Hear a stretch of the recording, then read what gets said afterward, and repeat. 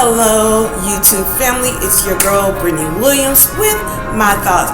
And guys, I am just so excited that I am able to come to you on Facebook. We have been going faithfully for over 2 years now on YouTube. Come from you from Facebook, because we've been going faithfully for over 2 years now, and now to be on the platform of YouTube, I'm just really excited. Guys, you know I never tell you who to vote for or who you should vote for. I'm just here giving you my thoughts on situations. A lot has happened since the beginning of 2021. We've had the insurrection. We've had the George Floyd case, with the verdict of the main officer, getting ready for the trial starting with the other officers. You have all these other people of color that's been killed by police officers since then. You have the fight for and the victory for the Asian communities against racism on their behalf.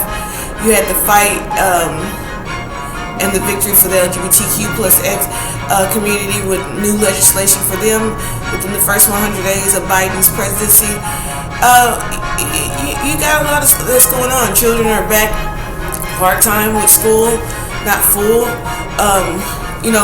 Some of the private sectors are full, but not the public sectors. It's just been really a lot to take in. And so my thought on everything is, with all the tension, with the racism, with the tension with the economic system right now, and how it's just seemed to be crumbling, and the unrest in our government, with so many officials right now who are still living by this under the Trump mindset. So let's just start right there. Let's start easy. I'm gonna turn this music down. I like my classical music. A lot of people who aren't like diehard into politics, into the history of America, might not know there's actually way more parties than just the Republicans and the Democrats. Every now and then you hear about the independents, you hear about the Tea Party, but there's actually a lot of more parties out there. They're just not as large because they don't have the big fundings and beneficials and people, they just don't have that, where the money's just coming in like that. And so you have the two big parties, and the two main parties of our political party in the United States is Republican and Democrat. And then you have, like I said, and then now, you're seeing more independents like myself and like Bernie Sanders, who's very popular and one of the more famous independents up in the game right now. The Tea Party is trying to make their way back, but unfortunately another party was born over the past 4 years, and it was called the Trump's Republicans, and it has morphed into something that is very disgusting. If you really study the history of the Republican Party and how they were founded and why they were founded, you would be very disturbed to see of what they have morphed into. They were originally the party of the people, very conservative, God-fearing people.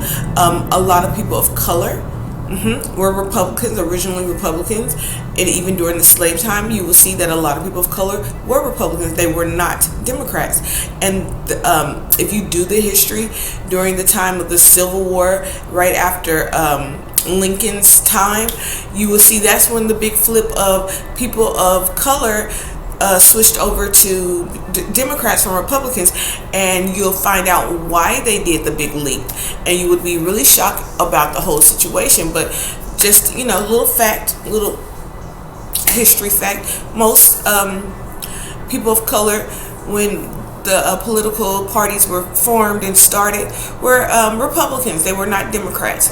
And so to see a party that was originally established for the people and for the and on the foundation of God, to go to what it is now, this big nasty two-party system within itself of conservative Republicans and Trump Republicans, it's very sad. It shows the makeup of America as of today.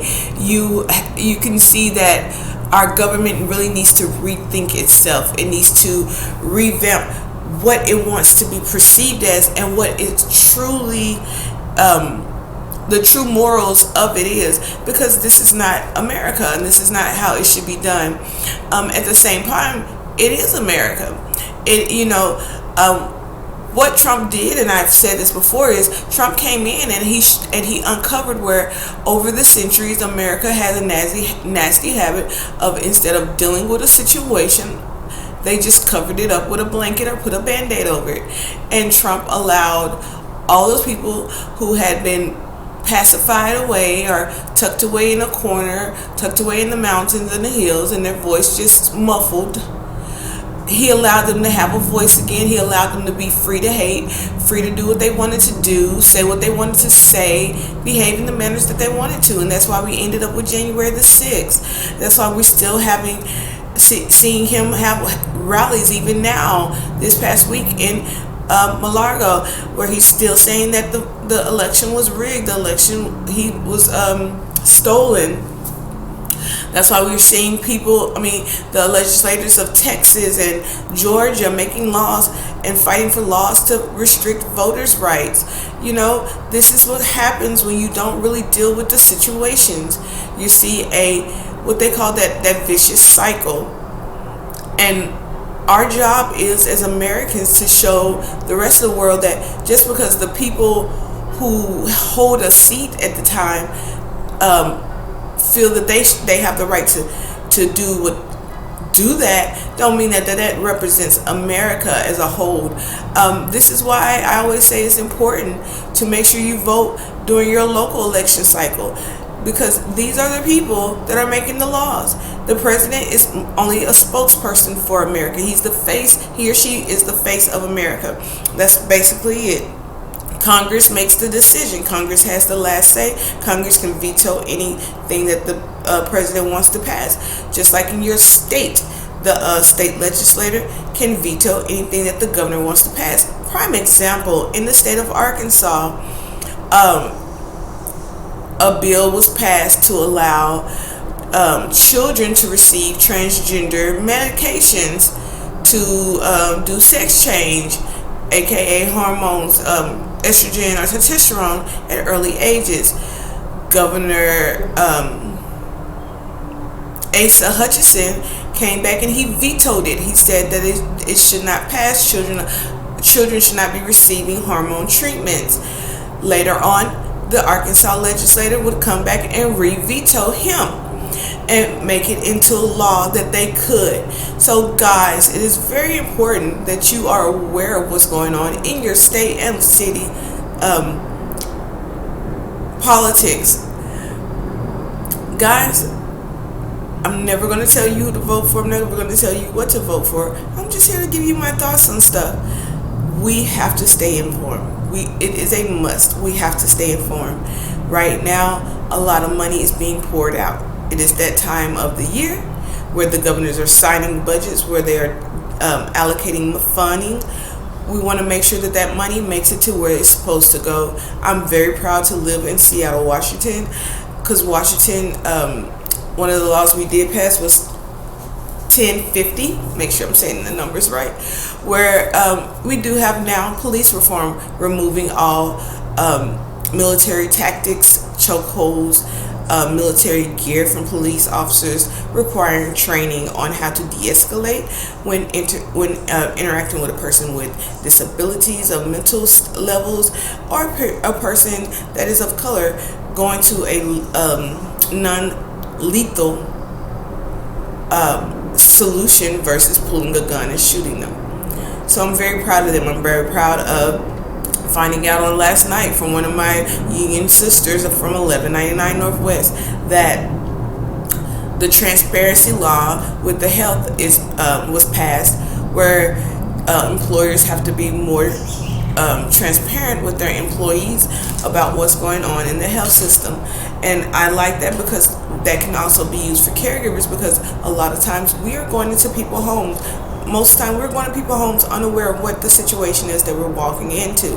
And so we want to be aware of what we're walking into, and we don't want employers to be able to hide behind HIPAA or any other laws so that we are aware, and we're making sure that we're safe before we enter into those homes. Guys, there is no reason that laws like the one that got passed in Arkansas — I talk about Arkansas a lot because that's my home state where I was born and raised — but